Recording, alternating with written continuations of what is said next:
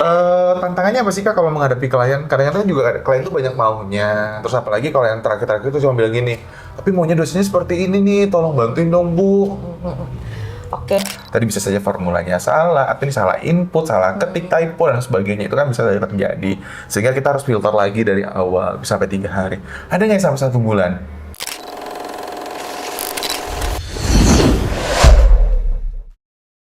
Kian. Oke, kalau gitu semua, balik lagi di segmennya Rich Talk. Kali ini masih bersama Kakak Doi. Halo. Nah, karena tadi kita udah bahas, kemarin udah bahas nih mengenai statistik, mulai dari data itu apa, pengolahan data, sampai dengan kita juga penggunaan softwarenya tepat seperti apa, kita ngomongin hipotesis, dari rangkaian seluruh kita bercerita bagaimana menginterpretasikan data juga. Dan yang terakhir adalah mungkin jangan sampai kita memanipulasi data, itu yang paling penting ya. Nah, sekarang sesinya adalah Kak Nui ini juga seorang dosen di Fakultas Ekonomi dan Bisnis, tepatnya di program studi Ekonomi Pembangunan. Nah, biasanya mengajarnya adalah mata kuliah ekonometrika, statistik, alat analisis, matematika. Makannya apa sih nih? Lu kayaknya tuh encer banget kalau ngomongin masalah angka, data, dan sebagainya. Suka Kak emang sama data sama angka? Sebenarnya karena terkait dengan pekerjaan juga kali ya Pak Ricci. Jadi waktu jadi asisten dosen itu memang banyak membantu dosen terkait data. Jadi ilmunya juga banyak turunnya yang mengenai data, alat analisis, pokoknya berbau alat analisis gitu ya. Jadi memang karena memang ilmu yang banyak diturunkan di situ bidangnya. Jadi mau nggak mau lama-lama kok senang gitu ya, data. kok nyaman gitu ya. Akhirnya kok cinta. Iya, akhirnya terus jadi di situ. Oke. Pengen tahu nih klien pertama kalinya Kakak siapa sih? Klien pertama itu udah pasti mahasiswa. Karena waktu itu ditugaskan di, namanya dulu masih Dewan Riset Pak Ricci. Dewan Riset. Ya, di Dewan Riset itu ada pengolahan data, subnya. Nah, saya ditugaskan di situ, jadi saya membantu mahasiswa untuk melakukan pengolahan data untuk skripsi atau tugas akhirnya. Gitu. Oh, itu klien pertama. Terus kalau klien terakhir, oh bukan ya? Jangan dong. Nah, tantangannya apa sih Kak kalau menghadapi klien? Kadang-kadang juga klien tuh banyak maunya. Terus apalagi kalau yang terakhir-terakhir itu cuma bilang gini, tapi maunya dosennya seperti ini nih, tolong bantuin dong Bu. Oke, kalau pengalaman saya, sebenarnya nggak ada yang salah, hanya mereka belum tahu aja. Belum tahu aja. Bijak sekali Bu Sate ini. Ya, tapi memang benar. Itu mereka hanya belum tahu. Cuma kalau udah dikasih tahu, mau diikuti yang benar atau enggak itu kan hak dari masing-masing ya. Nah, biasanya tantangan pertama itu adalah bagaimana menjelaskan sebenarnya yang benarnya menggunakan alat yang mana. Gitu. Karena mereka selalu berpegang teguhnya adalah di artikel saya yang terdahulu pakainya alat ini. Padahal kan belum tentu selalu benar. Kenapa seseorang menggunakan suatu alat, pasti kan ada keputusan yang dia ambil berdasarkan situasi atau kondisi yang mereka hadapi. Dan tugas kita yang melanjutkan penelitian itu adalah terus mencari yang terbaiknya, harus seperti itu ya Pak ya. Mungkin itu cara saya memberikan penjelasan, kalau mau diterima alhamdulillah, kalau enggak ini nih yang saya PR-nya. Tapi tetap kita tidak boleh memaksa dan tetap itu keputusan dari dosen dan si mahasiswanya. Tapi treatmentnya sama nggak antara mahasiswa S1, S2, S3 sama dosen kalau ke tempat Kakak? Beda pasti Pak. Beda. Kalau mahasiswa S1 pasti banyaknya belum tahu cukup banyak gitu ya. Tapi kalau S2 dan S3 atau dosen biasa sudah tahu. Biasanya dia paling nanyanya, Mbak Nur, kalau hasilnya seperti ini, kira-kira kalau pakai hasil yang lain gimana nih Mbak Nur, lebih baik? Hasil yang lain? Pakai alat yang lain. Alat yang lain. Contohnya aja, misalnya ambil contoh kasus pakainya SEM Pak. Ada SEM yang basisnya varian dan kovarian kan ya. Ada yang pakai AMOS dan pakai yang si PLS ya Pak ya. Nah, bisa beda Bu, saya bilang gitu kan. Tapi kita harus uji dulu. Jadi lebih banyak diskusi kalau. Jadi ada kata tuh lebih advance lagi ya, lebih lanjut lagi pembahasannya itu adalah bicara mengenai sebenarnya alat yang mana sih yang lebih tepat lagi atau software mana yang bisa support untuk menyelesaikan permasalahan ini. Kakak kan sibuk banget nih untuk masalah data, kan banyak juga kliennya, dosen juga. Dan sekarang kan udah punya putra usia berapa tahun? Alhamdulillah mau 2 tahun. Alhamdulillah, April 2 ini, tahun. insya Allah. April Amin. ini. Dan gimana tuh cara bagi waktunya? Kira-kira anaknya juga bantu malah data?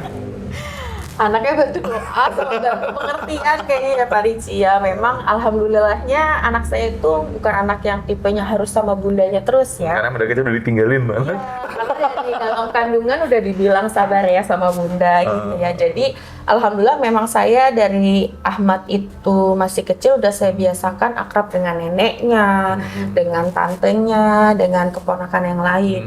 Jadi Tidak membatasi ya. Karena kan ada orang tua yang oh boleh oh enggak, udah sama saya aja, alhamdulillah. gitu ya. Cuma kan Ahmad anak pandemi juga ya Pak ya. Jadi dia memang interaksinya banyak di rumah, Banyak di rumah. sekitar di rumah aja.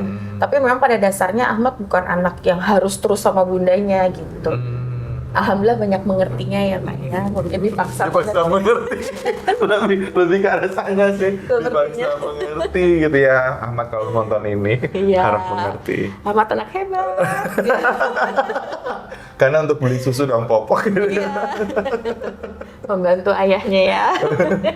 Nah, tapi ada masa-masa kayak pasti orang kerja atau tugas itu kan ada apa ya? Ada titik yang lagi terendah, misal kayak sedang melakukan ini kok kayak nggak ada penerimaan atau nggak dihargai atau berkata ada aja yang kurang, ada aja yang salah. Sementara kakak sendiri udah berkorban dengan menghilangkan waktu bersama anak di rumah. Itu gimana cara menanggapi? Kok berat banget sih Pak? Ringan loh pertanyaannya. Kalau saya memang pasti rasa keterpurukan atau rasa sedih itu pasti ada. Nggak mungkin nggak ada ya. Kita kan manusia ya Pak ya. Cuma terkadang kalau di sisi saya masih terus berusaha untuk memahami bahwa apapun segala sesuatu itu belum tentu sesuai dengan yang kita inginkan atau kita harapkan. Nah kita harus memahami itu. Yang penting kalau menurut saya sudah melakukan yang terbaik semampu saya. Dan kalau memang salah ya tolong kasih tahu gitu ya, ajarin yang benar seperti apa. Tapi mungkin yang seperti Pak Ricci ketahui ini udah berteman sama saya cukup lama. Saya kalau kerja kan pasti insya Allah bertanggung jawab ya Pak ya, menyelesaikan ya Pak ya, insya Allah gitu ya. Jadi kalau di luar itu memang masih belum memenuhi harapan, yaitu di luar ini saya. Tapi saya tetap terus selalu berusaha memberikan yang terbaik. Dan kalaupun di masa-masa yang terpuruk itu ya, itu tadi saya bilang, yakinilah bahwa lakukan yang terbaik, ya sisanya ya. Sekarang kan udah ngelakuin terbaik aja masih dianggap kurang gitu ya oleh orang-orang sekitar kita. Sampai mereka juga nggak tahu seberapa besar sih pengorbanan yang udah kita lakukan. Itu udah ninggalin anak, udah kayak berinteraksi sama suami kurang juga gitu kan.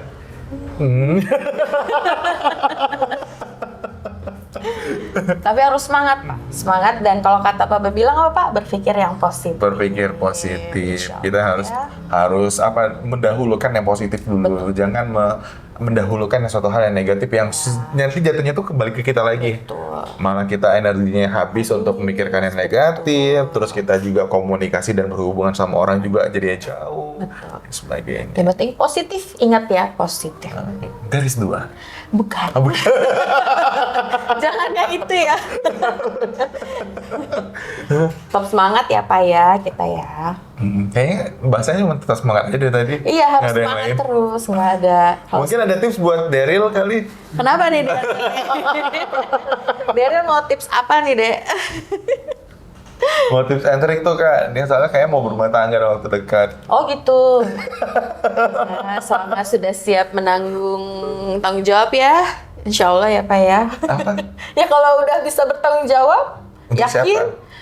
untuk yang mau dinikahi kan? Untuk yang Oh mau iya. Nggak ada.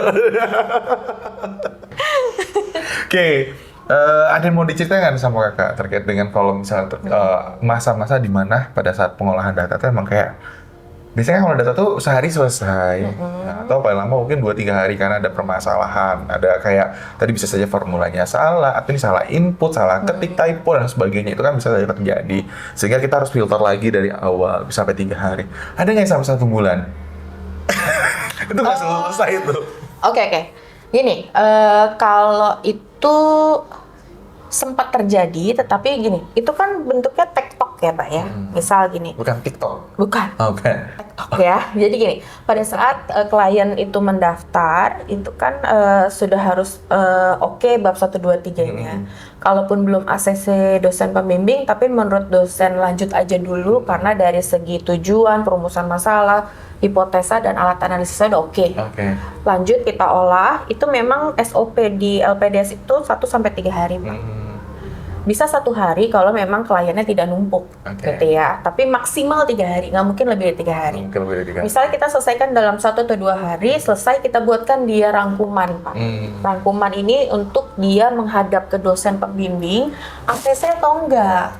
Bukan hasilnya seperti ini deh. Ya, ini hasilnya dia tolong diskusi dengan dospem. Mungkin dospem punya, oh kok ini misal contoh, ini kok hipotesanya banyak yang ditolak, cek lagi nih datanya dan sebagainya. Atau dosennya bilang, rubah deh, jangan pakai proxy yang ini. Berarti kan butuh waktu yang agak lama, benar nggak? Nah biasa tektok di situ Pak yang lama. Nah tapi kami tuh selalu data lagi, masuk formula lagi. Dan kami selalu follow up. Misalnya udah 3 hari nggak ada kabar, Dek gimana diskusi dengan dospemnya? Karena kami kan terkait dengan SOP yang harus kami jalani. Selesai kan. Betul. Lamanya itu pasti karena tektoknya itu, karena kadang kan dospem juga sibuk, didatengin sama mahasiswanya butuh waktu, janjian dan sebagainya ya Pak ya. Seperti itu sih Pak. Tapi happy kan? Happy, saya suka banget. Suka banget. Karena di pengolahan data itu memang harus orang yang menyukai ya Pak ya. Kalau memang dia tidak menyukai pasti akan terasa berat. Sebenarnya bukan cuma pengolahan data ya, maksudnya semua orang kalau melakukan aktivitas apapun kayak Daryl, dia capek-capeknya dia stres sama skripsi, tapi tetap aja ngerjain kayak liputnya seperti ini karena dia cinta sama pekerjaannya. Kayak Mbak Evi, dia punya usaha juga, dia cinta dengan usahanya kan. Dan untuk siapapun di luar sana, kalau kita punya aktivitas atau kegiatan apapun itu, yang dicintain itu adalah kegiatannya, bukan perusahaannya. Karena kalau kita suka pasti enjoy ya Pak? Iya, dengan kita menjalankan aktivitas, tadi rela, ikhlas ninggalin anak. Jadi sedih, sering ninggalin Ahmad. Ingat, Ahmad anak yang pengertian. Pengertian. Ya, begitulah ya. Jadi, oh ya Kak, kita juga sama-sama tahu nih kalau teman-teman udah follow akunnya Kak Nui share baik di Instagram maupun di TikTok, dia cara dia untuk juga merilis stresnya atau apapun itu dengan cara adalah membuat parodi. Itu salah satu bentuk mengurangi stres. Stresnya itu kerjanya 3 jam, tapi parodinya bisa 5 jam. Enggak. Kirain bener. Enggak. Cuma butuh waktu menghafal saja ya. Menghafal apa? Kan memparodikan apa Pak, lip sync ya apa bahasanya sih? Itu kan untuk supaya antara gerak bibirnya itu sama, itu kan butuh waktu ya. Butuh waktu, luar biasa. Jadi boleh kalau teman-teman pengen lihat ya, pengen tahu gimana sih Kak Nui. Dosen yang luar biasa ini mampu mengolah data dan dosen yang baik banget. Hampir semua mahasiswa kalau ketemu Kak Nui itu baik loh. Dan saya juga ada satu pembelajaran sih dari Kak Nui ya, tapi nggak bisa saya share di sini ya. Intinya adalah kalau melihat sesuatu tuh nggak bisa kita lihat satu itu satu. Bisa saja satu itu 2, satu itu 3, satu itu 4. Jadi kalau kita melakukan penilaian juga kepada mahasiswa, nggak bisa kita strict dengan angka-angka yang mereka sampaikan dalam hasil UTS, UAS, tapi kita bisa tambahkan lagi dengan aktivitas rutin dan sebagainya. Itu. Saya juniornya Kak Nur kalau teman-teman harus mau tahu ya. Oke, terima kasih banyak Kak Nur sudah hadir. Bapak. Sehat selalu. Dan pastinya Kak Nur juga terus banyak kliennya. Amin. Terus yang paling penting Ahmad pengertian. Oke, teman-teman, terima kasih banyak sekali lagi sudah menyaksikan YouTube channelnya saya. Jangan lupa diklik apakah? Like. Terus diapain? Subscribe dan komen. Benar ya? Terus jangan lupa juga share. Atau bunda-bunda di luar sana mau cerita juga di kolom komentar bahwa bunda-bunda pekerja itu struggle-nya mungkin hampir sama kali ya. Iya. Ada rasa kayak yang sedih juga harus ninggalin anak, tapi dari sisi lain juga memang ada hak yang harus dilakukan, bukan bermaksud untuk meninggalkan anak, tapi ini adalah demi masa depan anaknya sendiri. Betul. Jadi bisa tulis sharing lah sesama bunda-bunda cantik. Yeay. Ya, bucan-bucan. Saya pamit dulu, kita akan kembali lagi di segmen-segmen berikutnya. Ciao, bye-bye. Kasih.